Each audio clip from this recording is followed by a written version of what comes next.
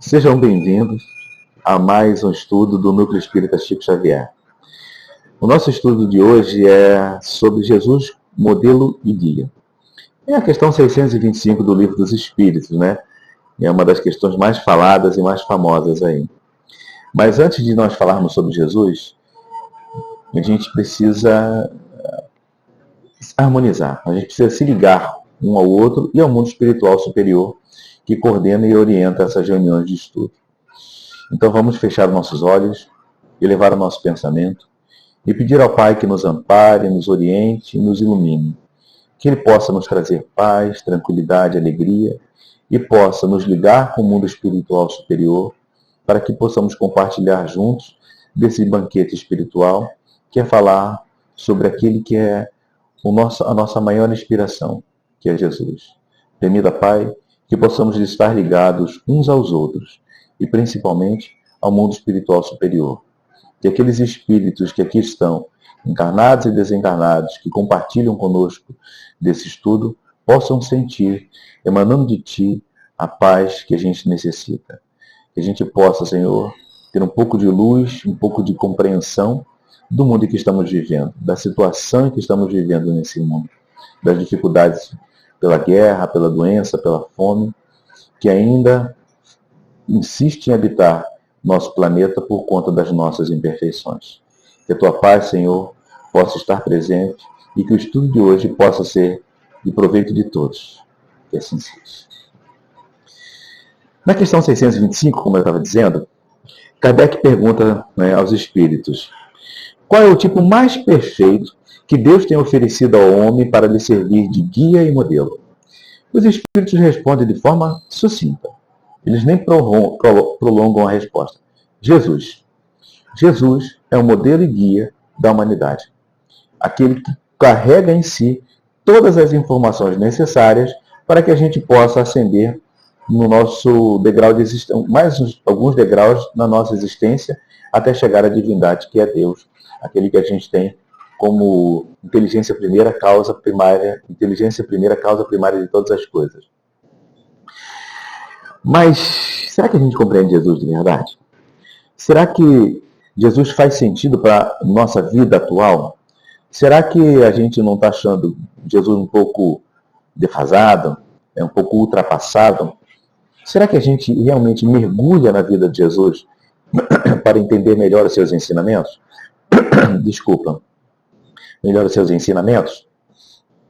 Tem um stand-up que é do não sei o que Marques, esse garoto eu recebi. E esse stand-up ele faz uma piada, mas que é um alerta muito grande para nós, que abraçamos Jesus como modelo e guia e temos Jesus como a nossa maior inspiração, como o nosso maior amor. Ele pergunta assim: você acredita em quê? E a resposta é Jesus. Aí ele: mas quanto você acredita nele? Aí o camarada responde: tudo, acredito tudo. Ele é tudo para mim. Ele assim: tudo quanto? Tudo o quê? Aí ele assim, o garoto responde: amo mais que a mim mesmo, mais do que a minha vida. Tudo que eu faço e tudo que eu deixo de fazer é por causa desse homem, que eu amo e ama mais do que a mim mesmo. Ele veio, viveu e morreu por nós. E existe um livro oficial que fala da sua vida, que narra toda a sua vida. E ele pergunta: esse livro oficial que narra a vida desse camarada que você diz que é tudo para você, que você ama mais do que a sua vida, você já leu? O cara assim: não. Você não sabe. Mas por que você não leu?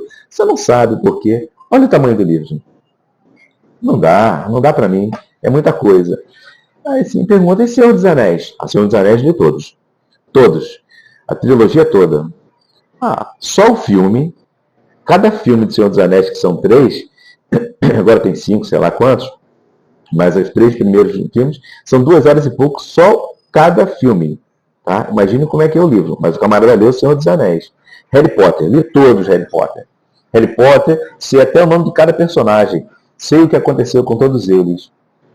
Mas o livro, daquele que ele acha que é mais importante na vida dele, aquele que guia a sua vida, a sua pós-vida, ele não leu. Será que estamos realmente compreendendo Jesus ou estamos repetindo tudo que os outros fazem? Estou falando de nós espíritas agora, né? Será que a gente não está caminhando no mesmo barco? Lá no stand-up o camarada fala assim, e existe um dia da semana que um camarada vai lá e fala sobre Jesus. Ele traz o creme de la creme, né, a nata daquilo da palavra de Jesus e passa para mim. Será que a gente também não está repetindo esse mesmo ato, essas mesmas ações dessa piada, desse stand-up? Porque a gente vai no centro espírita, toma o nosso passe, assiste a palestra, toma o nosso passe, bebe água frutificada e volta para casa. Exatamente como a gente fazia quando a gente ia na igreja, assistia o sermão do padre, ganhava a bênção, pegava a hóstia e ia para casa. A gente está repetindo as mesmas coisas. Nós colocamos o espiritismo, muitas vezes, como uma missa de domingo. Como é que eu faço para compreender Jesus, então, Assis? Como é que eu faço para entender melhor esse camarada que eu tenho como modelo e guia da minha vida? Como é que eu faço para sair dessa inércia de só ouvir para entender um pouco mais? E Jesus nos dá o caminho das pedras. Ele fala como é que a gente deve fazer para compreendê-lo melhor. Está em João 5,39, lá no Evangelho de João. Ele diz assim, examinai as Escrituras, porque julgai ter nelas a vida eterna, e são elas mesmas que testificam sobre mim. Tudo o que você precisa saber de mim está nas Escrituras. E ele não está falando do Evangelho, não está falando do Novo Testamento. Ele está falando do Antigo Testamento. Até porque, nesse momento, o Evangelho nem tinha sido escrito ainda. O Evangelho de Mateus estava sendo ainda rabiscado. O de João ninguém nem conhecia, só 70 anos depois que iriam descobrir o Evangelho de João, que foi, segundo os historiadores, o primeiro Evangelho, foi o Evangelho de João. Mas lá no livro Paulo e Estevão, a gente vai ver que o primeiro Evangelho descoberto foi o Evangelho de Mateus. Quando Estevão sai das galhas, né, sai da escravidão dos gêmeos, ele estava num barco, quando ele cai no porto e é assaltado e é levado para a casa do caminho, Pedro traz os pergaminhos de Mateus sobre a vida de Jesus, porque ele diz que Jesus já tinha desencarnado. Então, para nós espíritas, para aquilo que a gente conhece de literatura, o primeiro evangelho era o Evangelho de Mateus, depois que Jesus desencarnou. Então, quando Jesus fala, examinai as Escrituras, porque julgai ter nelas a vida eterna, e são elas mesmas que testificam sobre mim, ele está falando do Antigo Testamento. Mas a gente estuda o Antigo Testamento? A gente já leu o Antigo Testamento? Ou a gente só fica com a parte que o Espiritismo nos traz? Como diz a piadinha lá, o creme de la creme. Emmanuel diz que Jesus não estabelece linhas divisórias entre templo e oficina. Toda a terra é seu altar de oração e seu campo de trabalho ao mesmo tempo. Então, Jesus já vem fazendo esse trabalho de oração, essa tarefa de oração e trabalho na terra há muito tempo. E a gente precisa se aperceber de que toda essa história da chegada de Jesus até os tempos atuais teve uma preparação. Como é que o povo foi preparado para que a gente pudesse receber Jesus, para que a gente pudesse entender Jesus, e depois o Espiritismo vem nos explicar Jesus, as lições de Jesus, numa profundidade maior. Se a gente pegar o Antigo Testamento, a gente vai ver que Jesus fala do passado para explicar o presente. O passado confirma o presente. E a história, ela só é confirmada, né? Ela só é trazida para nós de uma forma muito linear. Se a gente pegar só um pedaço da história, a gente deixa de entender a história como um todo. Então, houve um acidente aqui na frente de casa. Não aconteceu, mas vamos imaginar que tenha acontecido isso. A história lá atrás, o camarada não fez a manutenção correta, o freio não estava funcionando, quando ele foi parar diminuir a velocidade para passar no quebra-mola, ele não apertou o freio não funcionou, ele bateu no carro da frente. O que a gente sabe ele bateu no carro da frente. E o que a gente sabe Jesus veio. Mas qual é a história que conta para a chegada de Jesus? Qual é a preparação que nós temos para a chegada de Jesus? Por isso é muito importante a gente ler o Antigo Testamento e tentar compreendê-lo da melhor forma possível. Se a gente for lá em Gênesis 13, verso 15, ela diz assim, eu farei. Então o que aconteceu? Vamos contar a história para poder dar uma contextualizada. Né? Adão e Eva, na mitologia católica, na mitologia bíblica, estavam no paraíso, tranquilo, livre, leves e fagueiros, andando pelo paraíso. Até que um dia, Deus fala assim, olha só, podem fazer de tudo, podem comer de tudo, só não pode comer essa fruta. Essa daqui não pode. Eva disse assim, será? Por que não? Aí vem uma serpente, que é a configuração do mal, que é a personificação do mal, disse, mas pode comer, gente, não tem problema nenhum, é só uma fruta. Eva convence Adão, e os dois comem a fruta, e Deus sabe dessa história, e expulsa os dois do paraíso, e vê que eles já estão em pecado, aquela coisa toda que a gente sabe.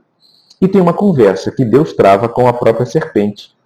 Está em Gênesis 3, verso 15, que ele diz assim, depois desse imbróglio todo, ele vai botar um pouco de regra no jogo. E o que ele diz? Eu farei com que você e a mulher, que a serpente e a mulher, sejam inimigas uma da outra. E assim também serão inimigas sua descendência e a descendência da serpente. E esses descendentes da mulher irão esmagar sua cabeça.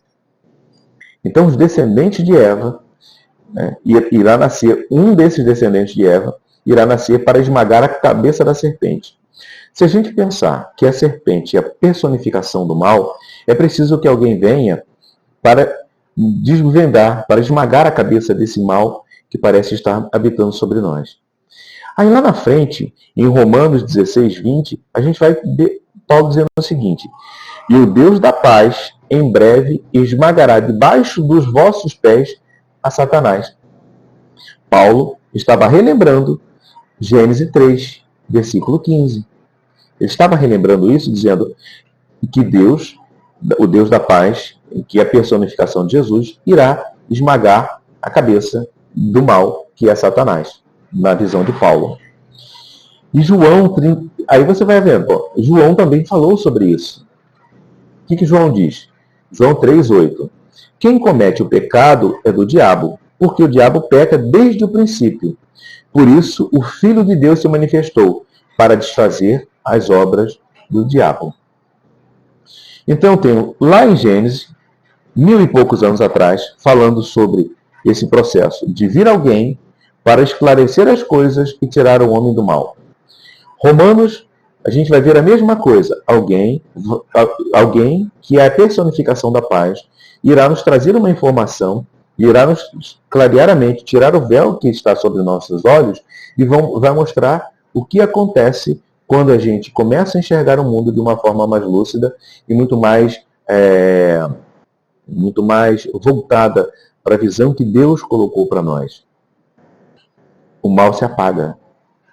O mal é aniquilado naquele momento. Ele chama Satanás, que é a personificação do mal. E João ainda confirma isso.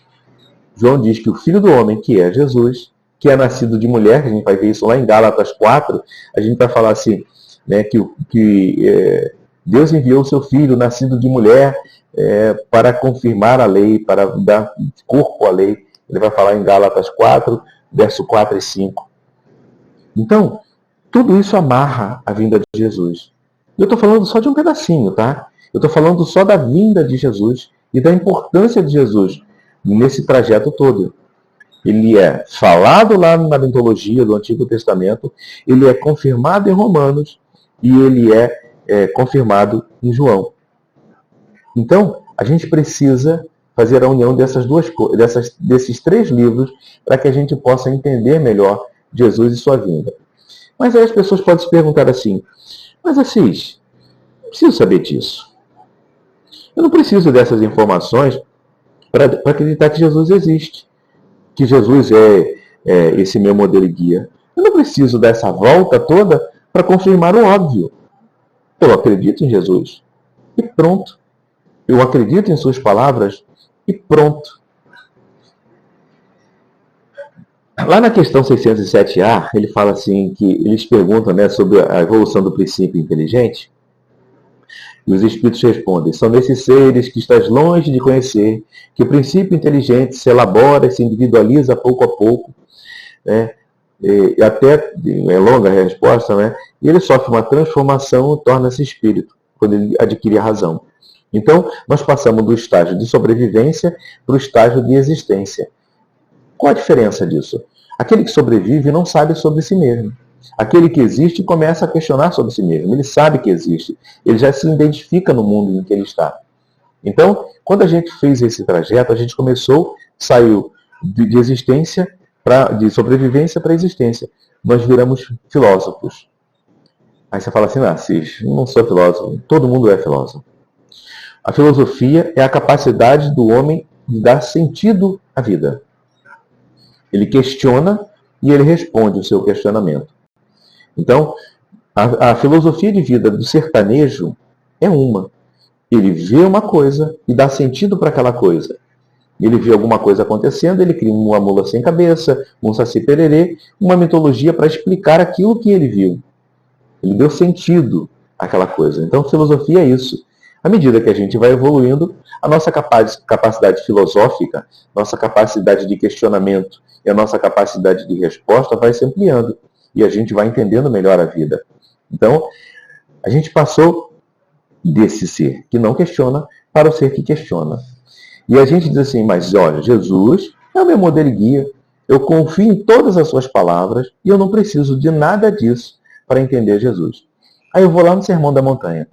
Diz um historiador que se Mateus tivesse só escrito só o Sermão da Montanha, ele não precisava escrever mais nada. Ele diz que o Sermão da Montanha é o tratado de sobrevivência, de existência e de convivência da humanidade. Se a gente seguir o Sermão da Montanha, a gente não precisa fazer mais nada na vida. Todas as leis podem estar baseadas no Sermão do Monte. Mas lá no Sermão do Monte, Jesus diz assim, ouviste que foi dito, ele diz assim, eu não vim destruir, não pense que vim destruir a lei. Eu não vim destruir a lei. Eu vim dar-lhe cumprimento. Aí ele continua. Ouviste que foi dito, não sei o que, ele fala assim, e numa dessas pregações ele diz assim, ouviste que foi dito, olho por olho, dente por dente. Eu, porém, vos digo, aquele que te ofende na face direita, ofereça-lhe a esquerda. Uai! Se eu estou lá, no meio dessa multidão, eu já levanto o braço aqui, ó. Joshua, aqui, ó, aqui atrás. É que o pessoal não deixou eu ficar aí na frente. O pessoal da organização deixou eu ficar na frente. Estou aqui atrás, ó. Você não acabou de dizer que não veio destruir a lei, mas dar-lhe cumprimento? Você veio cumprir a lei? E a primeira palavra que você fala, você vai lá e revoga essa lei. A lei de Italião, né, que a gente conhece como olho por olho, dente por dente. Eu não entendi. Que cumprimento é esse? Se você veio cumprir a lei, você não precisa... E ele revoga outras, tá? Ele não só revoga essa lei, não. Ele vai revogando outras. E aí teve um grupo. Isso é um questionamento legítimo, né? Aí teve um grupo que estudou um pouco sobre isso. E o resultado desse estudo, desse grupo, foi a Bíblia de Jerusalém. O Evangelho de Jerusalém, alguém, você pode chamar como quiser assim. E é feito por cientistas, historiadores, linguistas, aqueles caras que ficam cavucando, como é que chama lá, o Indiana Jones. Esse camarada aí, vocês vão descobrir a profissão de Indiana Jones. Então, todos esses se reuniram para ver se o que estava escrito na Bíblia realmente era verdade e se aquilo podia ser, se algumas informações podiam ser confirmadas e se alguns ensinamentos realmente faziam parte das características e da história do povo judeu. E esse episódio em especial, ele diz assim, que Jesus não disse cumprimento, mas disse complemento. A palavra, que eu não sei dizer aqui, que eu não sei traduzir também para vocês, ela fala que Jesus diz assim, eu não vim destruir a lei, mas dar-lhe complemento. Eu vim complementar a lei, eu vim esclarecer a lei. Até esse livro aqui, que é o Novo Testamento trazido por Haroldo Dutra Dias, nessa parte ele fala do que sentido essas palavras podem ter. Aí para mim agora começa a fazer sentido. Opa, então Jesus não é louco, Jesus não é maluco. Ele não veio cumprir a lei, ele veio complementar a lei, ele veio explicar a lei. Então essa lei está errada. A lei de Italião não faz parte da lei divina. Ela faz parte de uma lei puramente humana. Então, Quando eu começo a entender Jesus e começo a estudar sobre Jesus, as palavras de Jesus fazem muito mais sentido para mim. A história de Jesus faz muito mais sentido para mim. E eu vou deixar uma pulguinha atrás da orelha de vocês, tá? Que é a passagem que fala da figueira. Jesus saía de Betânia, ia para Jerusalém, e de repente, era julho, ele viu uma figueira, ele foi até a figueira para comer frutos. E um dos apóstolos diz, Senhor, é julho, não é época de fruto. Mas ele vê a figueira e vai lá e não tem fruto. Ele amaldiçoa a figueira. Ele tem um ataque, amaldiçoa a figueira e vai embora. Na volta eles percebem que aquela figueira secou. Aí você fala assim, ué, que maluquice. Jesus ressuscita morto. Jesus cura cego. Jesus transforma água em vinho. Ele não sabe que é julho e que aquela figueira não vai dar frutos? E pior, se ele se transforma água em vinho, por que ele não botou um fruto lá para todo mundo comer? Ele multiplicou pães no Sermão da Montanha, ele multiplicou peixe. Por que ele não faz uma figueira dar um fruto? Eu não vou responder essa questão. Vocês vão procurar a resposta dessa questão lá no Evangelho segundo o Espiritismo. Você vai ter uma orientação dos Espíritos. E no Sabedoria do Evangelho, acho que é o volume 4, aí vocês vão ter que descobrir. Também, Carlos Torres Pastorini, ele coloca todos os evangelistas que falam desse assunto, ele vai discorrendo sobre o assunto e ter uma conclusão. Então, eu vou deixar vocês, para vocês pesquisarem um pouco mais, dar um gostinho um pouco mais de como é intrigante e instigante pesquisar sobre Jesus. Então, a gente vai ver que é importante que a gente estude para que a palavra venha um pouco mais límpida para nós. E a gente vai ver que o Espiritismo também fala sobre isso, né? O Espiritismo não engarrafa Jesus somente em sua doutrina, somente em seus livros, somente em suas passagens. Ela fala das 3 revelações. A gente pega a primeira revelação, que é Moisés personificado no Antigo Testamento. A gente tem a segunda revelação, que é Jesus personificada no Novo Testamento. E a gente tem a terceira revelação, que muitos chamam de Consolador Prometido, que já não está mais personificado em uma pessoa, mas está ligado a um corpo de doutrina, que é o nosso Espiritismo. Então são vários espíritos falando sobre todo esse ensinamento que foi perdido ao longo da nossa vida, que foi desvirtuado ao longo da nossa vida, que foi desconstruído ao longo de nossa vida, ao ponto das pessoas hoje não saber quem é Jesus e não entender a importância de Jesus para a humanidade e como ele é tão atual em seus ensinamentos. Eu gosto muito para explicar as três revelações da metáfora da árvore. Eu não sei quem falou essa metáfora, mas eu acho que ela mostra bem a profundidade, né, dessa estrutura que é compreender melhor a vida de Jesus. É uma figura de linguagem que diz que o Antigo Testamento, personificado em Moisés, a gente vê, é a raiz da árvore, é que dá sustentação a toda a estrutura da árvore. O tronco da árvore é Jesus, que é a segunda revelação, que vai fazer com que aquelas raízes que estavam debaixo da terra, aqueles ensinamentos que estavam debaixo da terra, podem alcançar a luz. Os galhos da árvore é a terceira revelação. A gente diz que é o Espiritismo, os católicos dizem que é o catolicismo, os protestantes o protestantismo, os neopentecostais dizem que é a doutrina que eles professam, mas sabendo que a partir da raiz do corpo, que é o caule, né, que é o tronco, ramificou-se as doutrinas que a gente conhece. O fruto dessas 3 revelações é a condição, né, a capacidade que o cristão tem de se ligar àquela árvore que o sustenta. Então, o fruto do catolicismo está intimamente ligado à compreensão que os católicos têm do tronco, que é Jesus, e da raiz, que é o Antigo Testamento.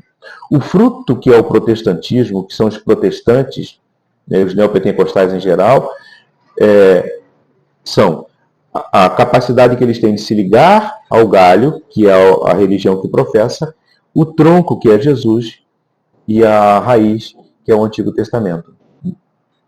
O fruto do espiritismo, que somos nós espíritas, e a maneira com que a gente compreende e lidar com o mundo, está intimamente ligado com a nossa compreensão e a nossa ligação com a árvore frondosa, com o galho, que é o espiritismo, com o tronco, que é Jesus, e com a raiz, que é o Antigo Testamento. Porque a gente percebe o seguinte: a seiva que passa pela árvore, desde a raiz até o fruto, é a mesma. Então, a essência que alimenta todas essas religiões é a mesma. Por que que eu tenho uma interpretação? Por que que o outro tem uma interpretação? Por que que cada um fala sobre Jesus de uma forma? Então, a gente precisa se dar conta de que Jesus, ele tem melhor, que a gente começa a entender Jesus de uma forma mais profunda ou menos profunda quando a gente se liga só uma parte daquela informação. Se nós espíritas pegarmos só a parte do galho, que é o espiritismo, a gente vai compreender Jesus sim, mas só um pedaço dele. Quando a gente compreende Jesus no tronco, que é o Antigo Testamento, e a gente não fica somente com as passagens que Kardec colocou no Evangelho segundo o Espiritismo, a gente vê que Jesus é um pouco maior do que isso. E quando a gente vai no Antigo Testamento, a gente vai ver que Jesus é muito maior do que isso. Agora vocês imaginem, a gente sentado em uma roda, num círculo, para mostrar que não existe hierarquia de evolução entre nós, mas sim de capacidade de compreensão de determinado assunto. A gente começar, com a luz do Espiritismo, estudar todas essas coisas. É como se a gente saísse de um filme preto e branco para assistir um filme colorido. A gente vai entender, ninguém pode ver o reino dos céus se não nascer de novo. A gente vai entender isso com clareza. A gente vai entender todas as dificuldades que o mundo passa, dessa discrepância que tem entre a riqueza e a pobreza, o bem-estar e o mal-estar, a saúde e a doença. Por que que alguém nasce tão perfeito e outros nascem capenga ou com alguma deficiência ou alguma dificuldade? A gente não coloca mais na conta de Jesus, a gente de Deus, a gente não coloca mais na conta de Satanás. A gente coloca na conta da existência. A gente sabe como as coisas acontecem. Imagina um grupo de estudo com toda a informação espírita estudando o Antigo Testamento, estudando a metáfora da Gênese, como eu disse lá na parte de trás. Façamos o homem a nossa imagem e semelhança. Deus criou o mundo em 7 dias. Quantos dias são? Será que esses dias representam dias ou representam eras? Então imagina se a gente pudesse fazer isso na casa espírita. Sem preconceitos, sem atavismos, sem rituais, sem nada. Somente com a clareza daquilo que baseia a nossa doutrina. Pluralidade dos mundos habitados, pluralidade das existências e comunicabilidade dos espíritos. A gente vai entender Moisés com muito mais clareza. A gente vai entender Davi com muito mais clareza. A gente vai entender Ezequiel com muito mais clareza. A gente vai entender José com muito mais clareza. Imagina, se a gente pudesse voltar ao Evangelho e começar a ver os milagres de Jesus de uma outra forma. Jesus transforma água em vinho. Como é que ele faz isso? Ele cura um cego? Ele levanta um morto? Como é que ele faz isso? De onde ele tira energia suficiente para fazer isso? Porque a gente pode dizer assim, caramba, hoje a ciência comprova que é possível transformar água em vinho. Mas a energia que se gasta para fazer isso, o reator nuclear para fazer isso, tem que ser de tantas estrelas. Alguém já fez essa pesquisa. É a energia de tantas estrelas. Jesus, você entendeu o tamanho de Jesus? Pega essa potência toda e faz com que a água se transforme em vinho em segundos. Aquilo que era preciso um reator nuclear para fazer, Jesus faz em segundos. Para a gente ver o tamanho da potência desse nosso mestre nazareno. Então, se a gente começar a estudar as coisas como elas realmente são, a gente não comete alguns equívocos. Vou dar um exemplo da casa espírita, para a gente achar que estou jogando muito para lá, vamos jogar para cá. Quem já não foi numa casa espírita, sentou ali depois da palestra, o camarada vai apagar a luz, você bota a sua mãozinha assim, ele acende uma luz azul, e você fica ali livre, leve e fagueiro para receber a glória, para receber o seu passe. A pergunta é assim, por que você faz isso? Maioria das vezes as pessoas não sabem responder. Aqueles que sabem responder vão basear isso numa informação que está no livro Desobsessão, de André Luiz. onde ele fala da luz vermelha e da luz azul, a importância nas reuniões de desobsessão e nas reuniões de efeito físico ou psicografia direta. Ele fala dessas luzes. Ele não fala do passe. Ele não fala que para o passe é preciso fazer assim. Ele fala dessa reunião específica. Lá no livro dos médios, no capítulo 2, questão 63, ele vai falar que não faz diferença a mesa, o lugar, se tem alguns apetrechos que importam, que não importam. Não vai falar sobre isso. Ele fala que nada disso importa. No capítulo 6, questão 18, ele vai falar que a claridade não faz a menor diferença. É porque Kardec não ia falar de lâmpada, porque em 1857 a lâmpada foi descoberta em 1879 com Thomas Edison, né? Então, de mais de 20 anos para se popularizar. Então não tinha como ele falar de cor de lâmpada, se tinha lâmpada azul, vermelha, amarela, só tinha lamparina e óleo de baleia. Mas ele fala que a luz do dia não faz diferença, a claridade não faz diferença nenhuma para as manifestações. André Luiz traz essa informação para as reuniões mediúnicas. Tá? Então a gente precisa estudar isso com mais profundidade, para entender isso com mais profundidade. Para a gente não cometer os equívocos que a gente diz que as religiões que estão ali fora do espiritismo cometem. Tá certo? Então, qual é a função de Jesus, então? Ele restabelece a nossa ligação com a divindade. A gente está muito desligado de Deus, porque a gente não compreende Deus direito. A gente não entende Deus direito. Para nós, Deus está num lugar muito distante e é até difícil fazer prece para Ele, porque Ele está muito longe. Então é mais fácil fazer para Jesus, que está mais humano, para Bezerra, que está mais aqui perto, que já nasceu, que já viveu aqui na nossa era, pelo menos no século passado, aí perto da gente, né? Então, essa nossa ligação com o Criador faz com que a gente compreenda Jesus melhor. Ele é a ponte, o caminho entre a criatura e o Criador. Aquilo que é de mais perfeito para que a gente possa chegar até o Criador. E ele piora isso, ele fala, vós sois deuses, farão tudo que eu faço e ainda mais. Olha que interessante. Então, se Jesus é a ligação tão poderosa que é capaz de transformar água em vinho, de curar cego, fala que nós podemos fazer tudo o que ele faz, significa que nós não fomos criados para sermos seres humanos, pecadores, a vida toda. A gente vive um processo de evolução. E nesse processo de evolução, a gente vai compreendendo melhor a vida e vai compreendendo melhor sobre nós mesmos, sobre a nossa capacidade de intervir na vida. Lá em Gênesis 1:26 ele fala, façamos do homem a nossa imagem e semelhança, que reinará sobre todas as outras criaturas. Ele fala, Elohim, façamos o homem a nossa, que é Elohim, imagem e semelhança.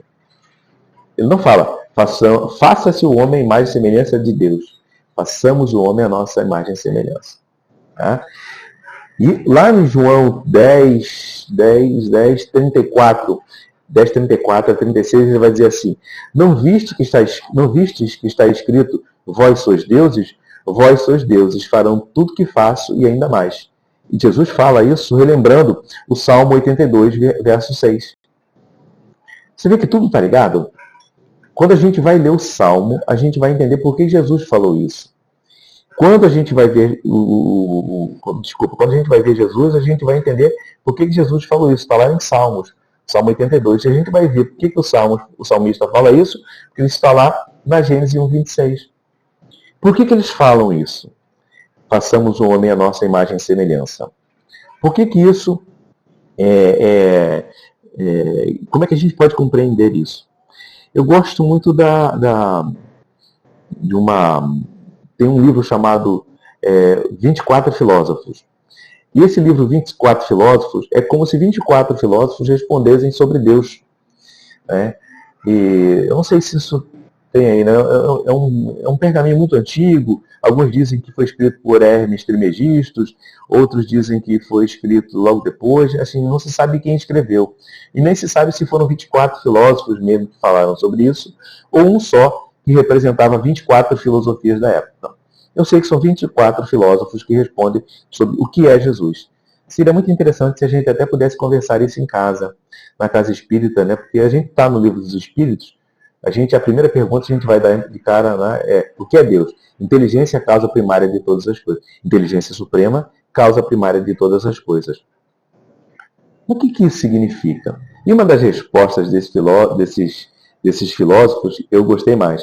Ele fala que a gota d'água testifica a existência do oceano, assim como o homem testifica a existência de Deus. Eu vou repetir.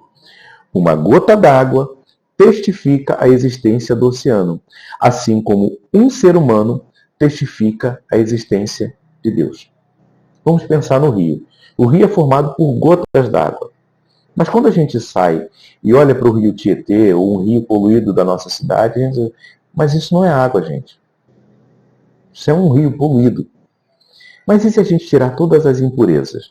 Se a gente tirar a poluição dos esgotos que são jogados nele, a gente tirar as coisas que a gente joga dentro dele, né? Não só do esgoto, mas sofá, geladeira, corpo humano. Se a gente tirar todas essas impurezas, o que sobra é H2O. A mesma fórmula do rio é a mesma fórmula da gota d'água. A gota d'água testifica a existência do rio. A existência do rio testifica a existência do oceano. Façamos o homem a nossa imagem e semelhança. Vós sois deuses, farão tudo que eu faço e ainda mais. Olha que interessante. Lá na Gênesis a gente vai ver isso. Gênesis 1:26 ele vai falar isso. Filósofos vão confirmar isso. O Espiritismo confirma isso. Jesus confirma isso. Aí você está dizendo assim, Assis, então nós e Deus somos da mesma essência, da mesma coisa? Mais ou menos.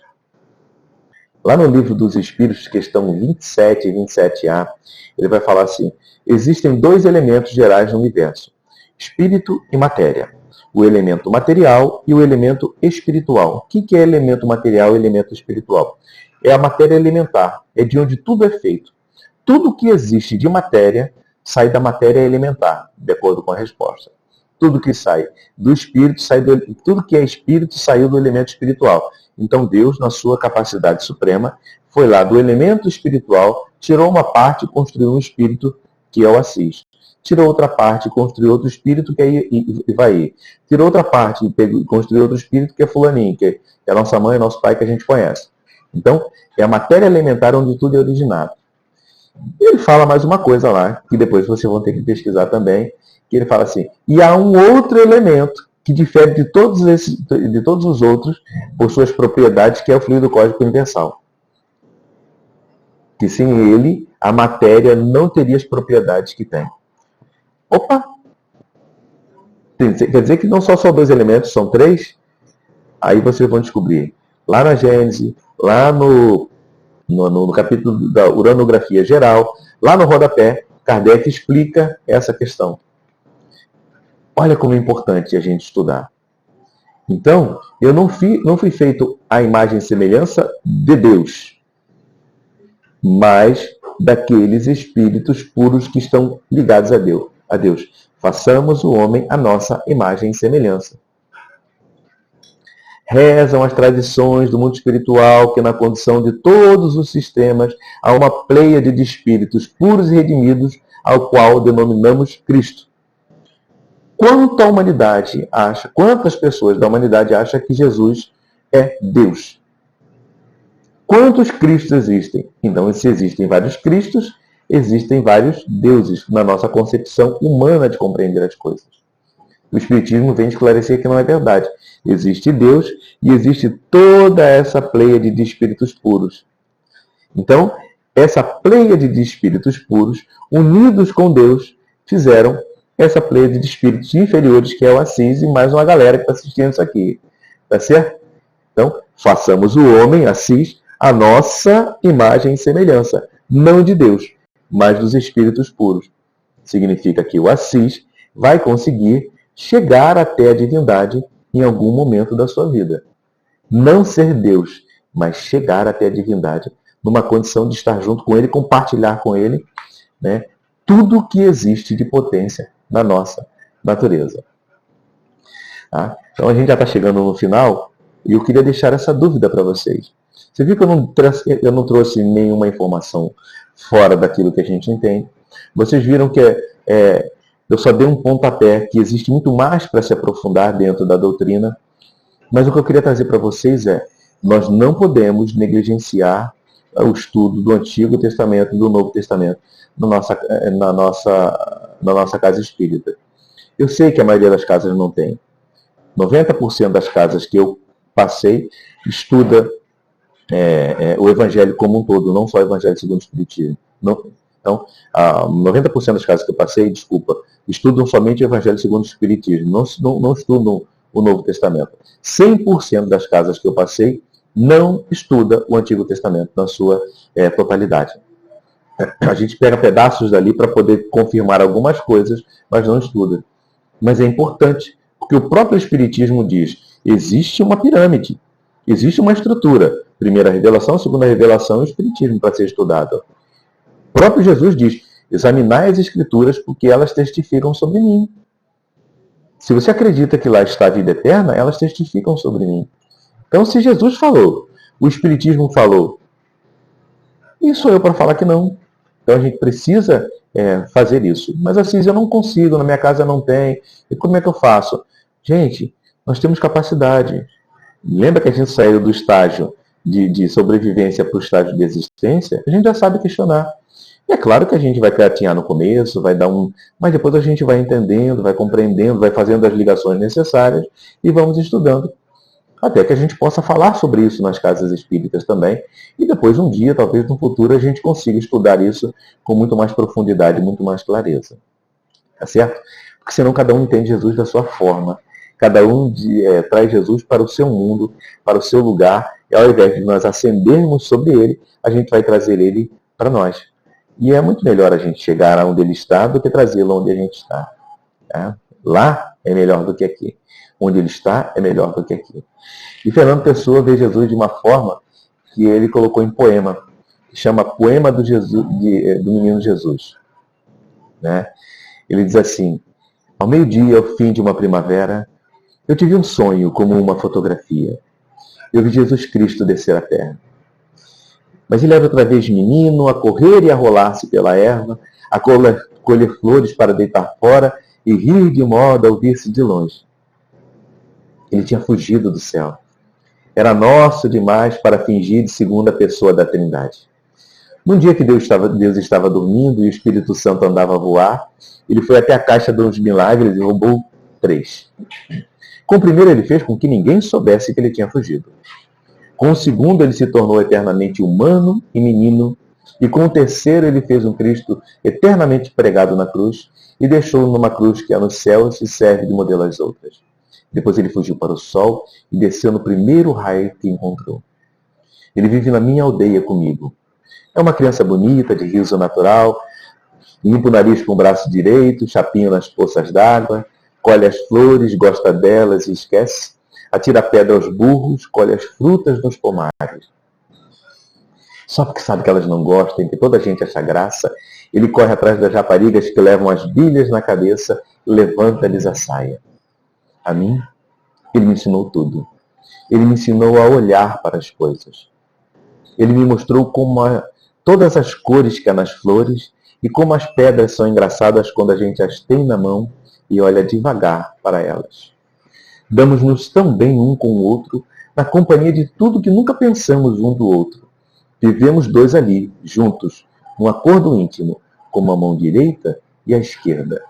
Ao anoitecer, nós brincamos com as 5 pedrinhas na porta de casa, graves, como convém a um Deus e a um poeta. Depois ele conta a história das coisas só dos homens. Ele ri porque tudo é incrível. Ele ri dos reis e dos que não são reis. E tem pena de ouvir falar das guerras e dos comércios.